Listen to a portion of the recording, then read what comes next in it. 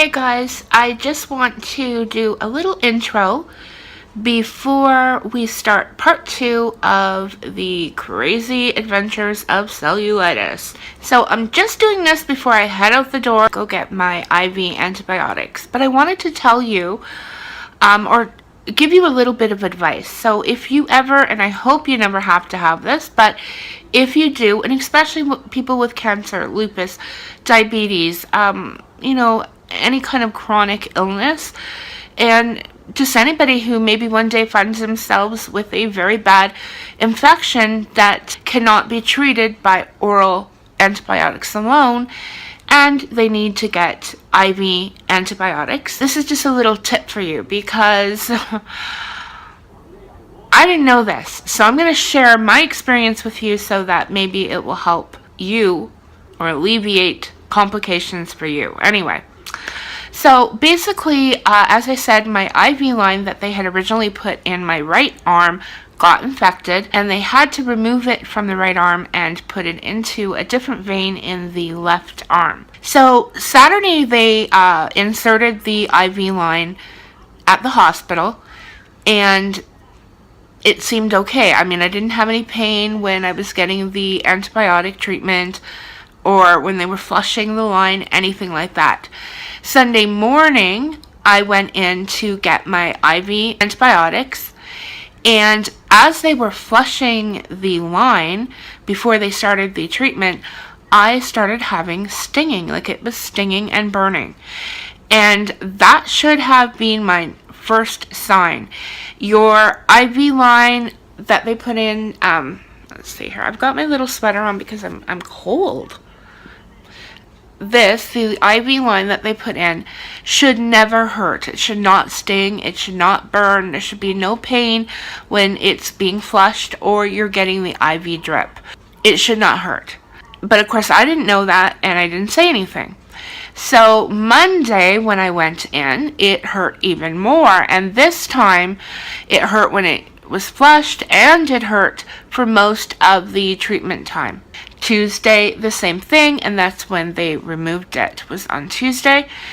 And so when they inserted the new one yesterday, which was Wednesday, I had absolutely no pain, and the line actually ran very quickly. It was taking me, when it was on the right side, it was taking it about probably 25 minutes to go through, and it took about 5 minutes on the new line because it was working properly. So yes, if you have any burning, any pain whatsoever, any stinging from the IV line when they're flushing it or you're getting your treatment, you need to say something to them. They need to take it out and put it in a different place. I didn't know that, and I could have saved myself a couple of days of pain and a new infection. But the arm seems to be doing okay. It's not as sore now. And yeah, I think it's healing up pretty good. My leg is still really bad, but I am not giving in. I'm fighting it. I'm praying, and I believe that God is going to help me through this. He does not desert his children. So let's get on with the video. It's a short one today, but oh well, which is unusual for me. I talk a lot, but anyway, enjoy. Enjoy. And don't forget, if you like this video, you gotta hit that like button. You gotta subscribe to my channel. Guys, come on. You get more of moi. Subscribe, guys. Subscribe. Buddy. Hi.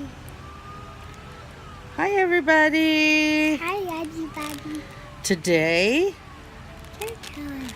2 challenge. Yay! Say subscribe. Subscribe. Subscribe, yep. I'm just gonna turn my TV down.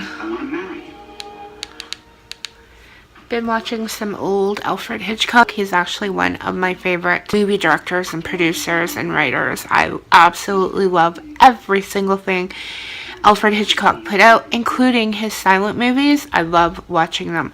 So I am probably the ultimate Alfred Hitchcock fan. If you're ever wondering what the ultimate Alfred Hitchcock fan looks like, here I am. So I'm home. Got out of the hospital really late last night. I was there, oh God, hours upon hours, man. It was horrific. So what's happened is I have a very severe infection. I have what's called cellulitis. It's not like cellulite, but what it is it's an infection of the skin and deep tissue. So I have that all in my foot and my leg. And so I have started intravenous antibiotics. I don't remember the name of the intravenous antibiotic. He told me it, but for the life of me, I cannot remember. I think it starts with an R, but I don't know. I was pretty out of it last night. It is the strongest antibiotic that they can give me, and I go once a day to have it intravenously injected. So I've got my IV line there. So tomorrow morning I'm going to have to catch the bus because I don't drive. So I will catch the bus. I just have to walk through the park behind my building. Probably about 3 minutes. It's probably going to take me 10 minutes because of my leg, but I'll use my cane. So my appointment, I'll be there between 9:30 10 o'clock in the morning. It takes about 15 minutes, and then I head home. Tuesday, I have an appointment with my oncologist. I'm going into the city, so Tuesday's going to be a really long day for me because I've got the appointment with my oncologist at 9:30 in Edmonton, and then when I'm done that, I have to come here and get my IV and then go home. So Tuesday's going to be a really long day for me. I feel tired. I feel so nauseous. I just took, and I'm going to actually tell you what actually works for me for nausea. And it is and I'm just seeing if I can find my bottle. Now you can get the Gravol version, which I have used, and to be truthful, I actually kind of prefer the Gravol version. And the only reason I prefer it is it comes in a hard tablet. It doesn't come in the tablet that the Walmart Equate brand comes in. So this is the ginger capsule, and I find when I use the Equate brand, what happens is it's in a soft capsule, so obviously it breaks open and the ginger coats the stomach. It's like a powder inside, and what I find with that is I get heartburn, really bad heartburn from it. So I actually am almost out of the ginger, so tomorrow I will go and get the Gravol version of the ginger tablets of the so it's called ginger Gravol.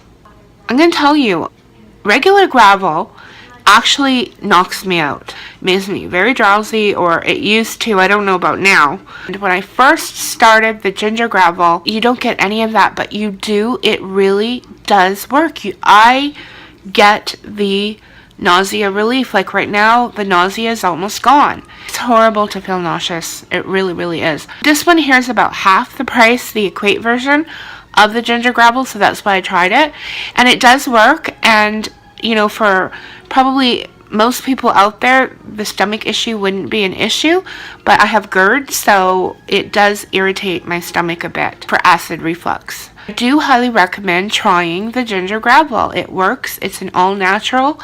It doesn't make you drowsy, and it really, really does give you the relief from nausea. And then I also diffuse the ginger essential oil. And my sister and I are actually going to be starting a new channel talking about all essential oil, all natural products. And we're working on that right now. But I did get a product in today from Amazon, and I will put the link below, and this is going to be the Canadian Amazon. If you're in another country, you're going to have to look it up yourself, but it's by Essential Oil Labs, and it is fractionated coconut oil, and I love it. It actually comes with a little cap, and then this is packaged beside it, and then you take the cap off and you put the pump on, which is wonderful. And so I tried this. This is all natural coconut oil. The company is Excellento. It's wonderful, and they have in the States a lot more products available than they do in Canada, which is usually the case. I get it. I mean, I get it. And it's 100% pure. And I tested it out. It's not a really strong coconut smell, which is wonderful. I personally love the smell of coconut oil. Like, I love it. But when you're mixing essential oils into coconut oil and that, you don't necessarily want the smell of coconut because you want the actual essence of the essential oil. I just wanted to share this with you because I like it, and I think I paid I'll put the actual price I paid in the comments below, but I think it was around 16 Canadian. So totally not bad for coconut oil, pure coconut oil. So I'm really happy with it. Now, I do want to say that I do not believe essential oils are a cure for anything. I don't believe that they're a cure for cancer. I don't believe they're a cure for MS or autism, ADHD, any of that stuff.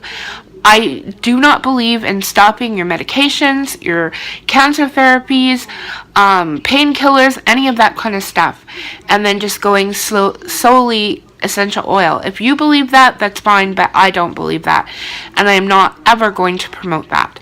But what I do believe is that you can use essential oils and natural products in conjunction with your medications and your treatments to kind of alleviate some of the symptoms.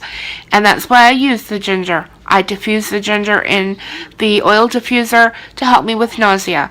I use the ginger gravel tablets to help me with nausea. I prefer using that because it works and it's natural. I use coconut oil instead of putting chemicals on my body to moisturize my skin. The only time I don't use coconut oil is when I'm having radiation therapy, and they tell you not to use any oils. You have to use black cell base, and that's the only thing you can use when you're doing radiation therapy. I listen to them. I stop using the coconut oil, and I use what they tell me to use. But all other times, I use coconut oil. I get good results from them. I'm confident knowing I'm not putting more chemicals or cancer-causing agents into my body, and that's how I do it. But I would never, ever stop my medications and go solely essential oils. So, anyway, that's my little spiel on that. And I'm going to go ahead and edit this video so I can get this up. And hopefully sometime this week I can finish the Canada Day videos and all that stuff that I want to put up. Every time I want to do something, I get freaking sick. But anyway, it is what it is. This is how life is when you're sick. So all of you guys out there that are my viewers that watch me, that don't have a chronic illness, guys, if you can prevent getting a chronic illness, take it from us. Live healthy. Live healthy. Do what you have to do to stay healthy. The number one thing that you have in your life that you need to hold dear to is your health. And I'm telling you that right now. If you don't have your health, life's difficult. And I think back to, I was a workaholic. I worked, well, I'd be in the office by 7, and I would leave the office at 7. So that was my work day. And then 2 hours commuting, an hour there and an hour back. That was my day. I mean, I did that for years, and I look back and think, wow, was it really worth all that? But it is what it is, guys. So I'm going to sign off for now, and I'm going to tell you guys good night or good day or good morning, and I'll see you guys later. And until next time, guys, happy living.